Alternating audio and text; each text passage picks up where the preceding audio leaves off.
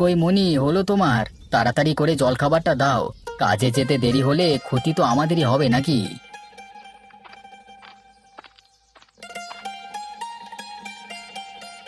আরে দাদা, কাল রাতের বৃষ্টির কারণে আজ সকালে সবারই তো ঘুম থেকে উঠতে বেশ দেরি হয়ে গেছে। আর একদিন দেরি করলে কিচ্ছু হবে না। এখন খেয়ে নাও। এই যে নাও, তোমাদের নাস্তা, রুটি, আলু ভাজি আর চা। চায়ের মধ্যে ভুল করে আবার চিনি দিয়ে দাওনি তো?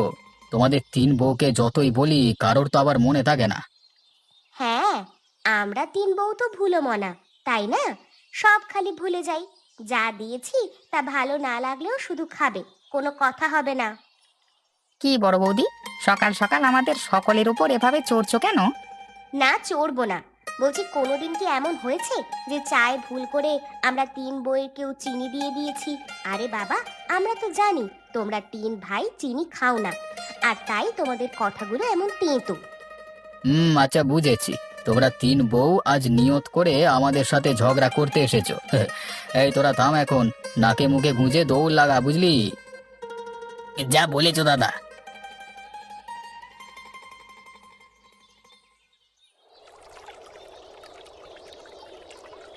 দেখেছো, কাল রাতে হঠাৎ কেমন বৃষ্টি হলো। এখনো আকাশ মেঘলা কালো হয়ে আছে। আবার কি বৃষ্টি নামবে নাকি? ঠিকই বলেছিস ছোট, আমারও তাই মনে হচ্ছে। এক বৃষ্টিতেই রাস্তাঘাটের যা অবস্থা, আবার যদি বৃষ্টি নামে তাহলে কেমন হবে বলো তো? কেন রে, তোর কি খুব আফসোস হচ্ছে? তোর হবু বরের এই রাস্তায় আসতে খুব কষ্ট হয়ে যাবে, তাই না? তুমি না বড় বৌদি, কি যে বলো না, তোমার মুখে তো দেখছি কিছুই আটকায় না। কেন রে, বড় বৌদি ভুল কি কিছু বলেছে নাকি? তোকে দেখলেই বেশ ভালো বোঝা যাচ্ছে যে তুই কিছু একটা নিয়ে খুবই চিন্তিত। আচ্ছা, তোমরা ভালো করে ঘষে ঘষে কাপড়ের সব ময়লা উঠাও। আমি এখানে আর বেশিক্ষণ বসতে চাই না, আমি গেলাম।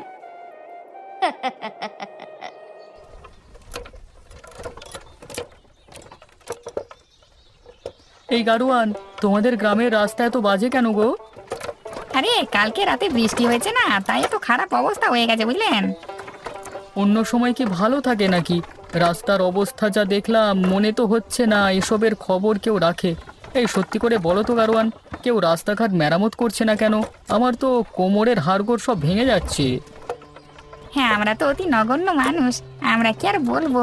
এই গ্রামের গণ্যমান্য ব্যক্তিবর্গরা তো আছেনই, কেউ কি সাধারণ মানুষের কথা ভাবেন? আমাদের জন্মই হয়েছে মানুষের সেবা করবার জন্যই আর কষ্ট করবার জন্যই, আমরা তাই করছি। তোমরা সবাই মিলে প্রতিবাদ করছো না কেন? সবাই মিলে প্রতিবাদ করলেই তো এই সমস্যার সমাধান হয়ে যেত। প্রতিবাদ করতে গেলেও তো পেটে ভাত থাকা লাগে। আমরা গরিব মানুষ, পরিবার নিয়ে চলতে হয়। দিনের পর দিন, বছরের পর বছর এই রাস্তা দিয়েই যেতে হয় আমাদের। তারপর পেটের ভাত জোটে, কোনো উপায় তো নেই। আমাদের কাছে এসব কথা বলে লাভ কি? বুঝলাম, তোমাকে এসব বলে লাভ নেই। খালি পেটে কোনো আন্দোলন প্রতিবাদও করা যায় না, বুঝলেন?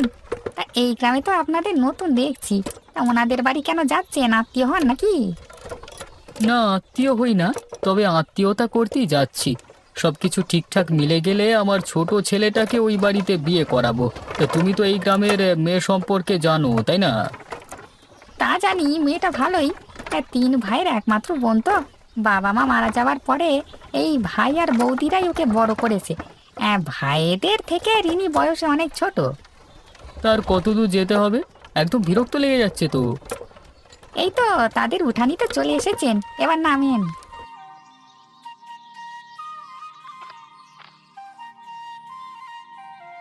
ও, আপনারা চলে এসেছেন। আসুন আসুন, ঘরে আসুন। পথে তো অনেক কষ্ট হয়েছে আপনাদের। আসলে এই গ্রামে বৃষ্টি হলে রাস্তাঘাটের অবস্থা খুব খারাপ হয়ে যায়। এই জন্য আমি আপনাদের কাছে ক্ষমা চেয়ে নিচ্ছি। হ্যাঁ হ্যাঁ, তা আর কি করা যাবে। ঠিক আছে। তুমি ভালো আছো তো সুবীর? হ্যাঁ, ভালোই আছি। কই তোমাদের বোনকে নিয়ে এসো। আকাশের অবস্থা তো দেখতেই পাচ্ছ, কখন আবার হুট করে বৃষ্টি নেমে পড়ে। আসবার সময় কোমরের হাড্ডি অর্ধেক ভেঙেছে, এরপরে যদি আবার বৃষ্টি নামে তাহলে দেখা যাবে গায়ের আর বাকি হাড্ডি বলে কিছুই নেই। কই গো তোমরা, হয়েছে তোমাদের? আরে রিনিকে নিয়ে এসো।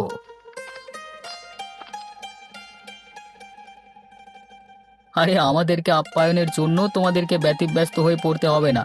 আগে মেয়েকে আনো দেখি, তাড়াতাড়ি আবার বেরোতে হবে তো। তামা, কেমন আছো তুমি? আমি তো ভালো আছি। আপনারা ভালো আছেন তো? হ্যাঁ, ভালো তো ছিলামই, কিন্তু তোমাদের বাড়ি আসতে আসতেই তো অসুস্থ হয়ে গেলাম। রাস্তার যা তা অবস্থা। কিরে বাবা, তুই বল। আমি আর কি বলবো, তুমি তো সব বলে দিলে। মা, তুমি কি পড়াশোনা কিছু করেছো? হ্যাঁ, আমি নবম শ্রেণী পর্যন্ত পড়েছি।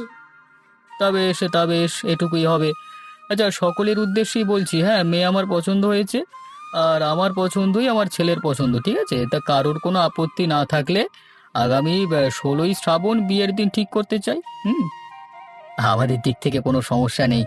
তোমরা তিন বউ কি বলো? আমাদের দিক থেকেও কোনো সমস্যা নেই। আচ্ছা আচ্ছা, তাহলে এই কথাই রইলো। আমরা এখন উঠি, কেমন? হ্যাঁ, খুব ভয় আছি কখন আবার ধুম করে বৃষ্টি শুরু হয়ে যায়। কিন্তু আপনারা তো কিছু মুখে দিলেন না, সবই তো পড়ে রইলো। আরে আত্মীয়তা তো মাত্র শুরু হলো। এমন মিষ্টি খাওয়ার দিনও সবে শুরু হয়েছে, অনেক খেতে পারবো। এখন আমরা আসি ভাই, হ্যাঁ, ভালোই ভালোই আগে বাড়ি পৌঁছাই, কেমন? ঠিক আছে, চলুন আমরা আপনাদের এগিয়ে দিয়ে আসি। ঠিক আছে, চলুন আমরা আপনাদের এগিয়ে দিয়ে আসি।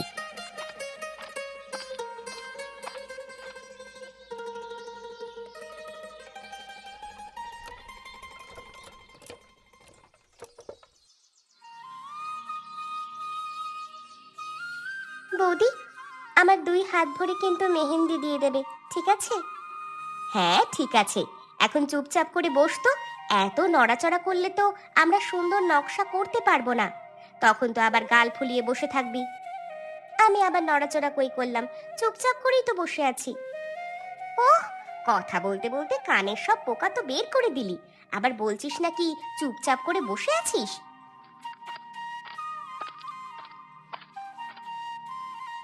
এসে গেছো তোমরা? বাজার থেকে যা যা আনতে বলেছিলাম এনেছো? হ্যাঁ বৌদি, সবই নিয়ে এসেছি। আমরা কি কিছু ভুলতে পারি? আমাদের ঘাড়ে কটা মাথা আছে বলুন তো? আচ্ছা, তোমরা ঘরে নিয়ে গিয়ে রাখো। এখন তো আর ধরতে পারবো না, দেখতেই তো পাচ্ছো একটু ব্যস্ত আছি। আচ্ছা আচ্ছা।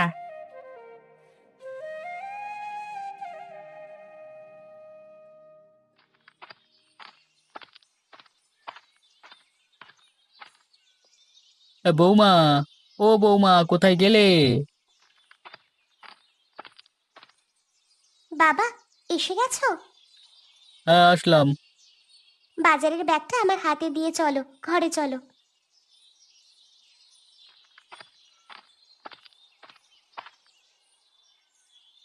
কই বৌমা, আমার জন্য বেলের শরবত আর চিড়ে নিয়ে আসো তো।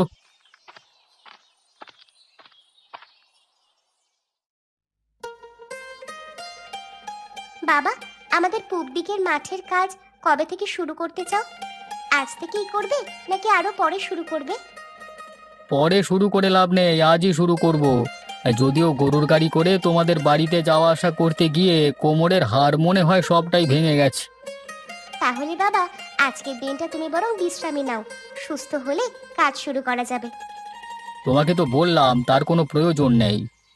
ঠিক আছে, আমি তাহলে রান্না বান্না এখনই শুরু করে দিই। তাহলে ভাত খেয়ে কাজে চলে যেতে পারবে তোমরা। হ্যাঁ, তাই করো। আর আমার ছেলেকে একটু আসতে বলো তো। আচ্ছা, ঠিক আছে, তাহলে তাই করি।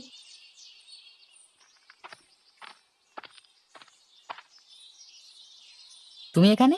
আমি তো তোমাকে খুঁজছিলাম ঘরে। তোমার চেহারা এমন ফ্যাকাশে হয়ে আছে কেন? কি হয়েছে? আমার না বৌদিদের জন্য খুব খারাপ লাগছে। কতদিন তাদের দেখি না। আমি তো কোনোদিন তাদের ছাড়া থাকিইনি। আচ্ছা দেখি বাবাকে বলে, বাবা রাজি হলে তোমাকে নিয়ে একদিন তোমাদের বাড়ি থেকে ঘুরে আসবো। সত্যি বললে?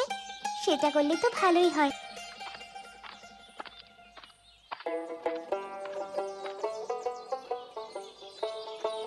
রিনি, রিনি, তুই কেমন আছিস রে? আরে আমি ভুল দেখছি না তো? এইমাত্র আমরা দুইজন তোমাদের নিয়েই কথা বলছিলাম। তোকে খুব দেখতে ইচ্ছে করছিল, তাই কোনো খবর না দিয়ে চলে এলাম। হ্যাঁ বৌদি, খুব ভালো করেছো তোমরা এসেছো। আর না এলে আমরাই হয়তো তোমাদের দেখতে চলে যেতাম। রিনি, তুমি বৌদিদের ঘরে নিয়ে যাও, আমি একটু আসছি, কেমন? আচ্ছা, যাচ্ছি।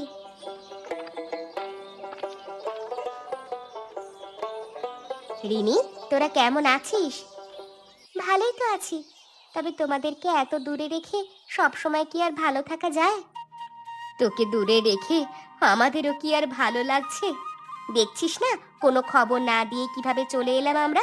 খুব ইচ্ছে হচ্ছিল রে তোকে দেখতে। তোর দাদারাও আসতে চেয়েছিল, কুটুম বাড়িতে কাউকে খবর না দিয়ে এমনিতেই 3 জন মানুষ চলে এসেছি, তাই তাদেরকে আর নিয়ে আসিনি।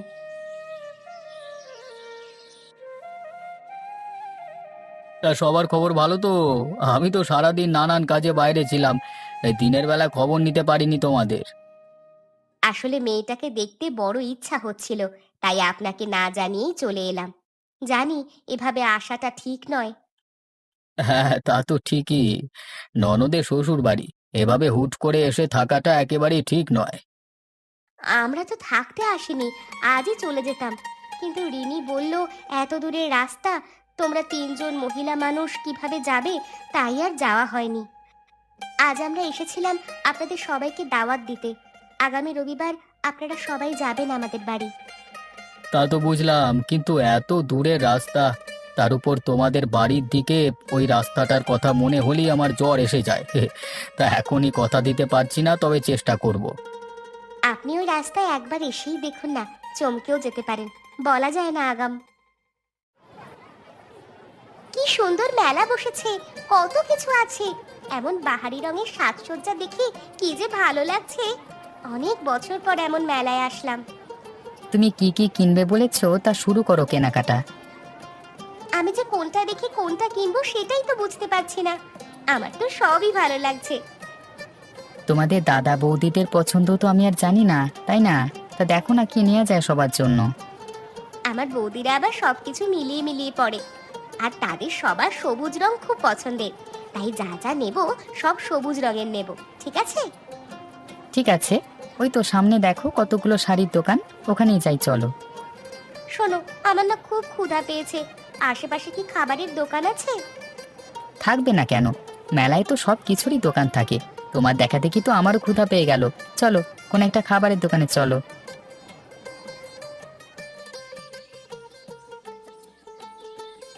আরে এ তো দেখি এলাহি কাণ্ড! তা এত আয়োজন কিসের বুঝলাম না তো। ননদের আগমন উপলক্ষে বুঝি এই আয়োজন? আজ আমাদের বাড়ির অতিথি হয়ে গেছে, তাই তাকে বরণ করতে আমরা অধীর আগ্রহে অপেক্ষা করছিলাম। হ্যাঁ, আমাদের 3 বউয়ের আজ একই অতিথি। হ্যাঁ, সবাই শুরু করুন। আজকে আপনাদের আসতে কোনো অসুবিধা হয়েছিল নাকি রাস্তায়? না না, আর অসুবিধে হবে কেন? আমরা তো বলতে গেলে আজ ঘুমিয়ে ঘুমিয়ে এসেছি। হ্যাঁ, কি সুন্দর একদম পাকা রাস্তা করে ফেলেছে এই অল্প দিনে। তা বেশ ভালোই করেছেন, বুঝলেন। সুবীর, তুমি চুপচাপ কেন? লজ্জা করো না, বেশি করে খাও। বিয়ের পরেই প্রথম আসলে শ্বশুর বাড়ি। ছেলে আমার ছোট থেকেই বড় চুপচাপ, মায়ের স্বভাব পেয়েছে তো। আমার মতো এত বক বক করে না। তা চিংড়ি মাছের মালাইকারিটাকে রান্না করেছে বলুন তো? ওটা আমিই করেছি। রিনি চিংড়ি মাছের মালাইকারি খেতে খুব ভালোবাসে। বাহ, দারুণ খেতে হয়েছে। বৌমা, তুমিও তোমার ছোট বৌদির কাছ থেকে শিখে নাও, বাড়ি গিয়ে রান্না করবে কেমন? এত বড় বড় চিংড়ি, একটা নেওয়ার পরেই পুরো থালা ভরে গেছে। আচ্ছা বাবা, শিখে নেব।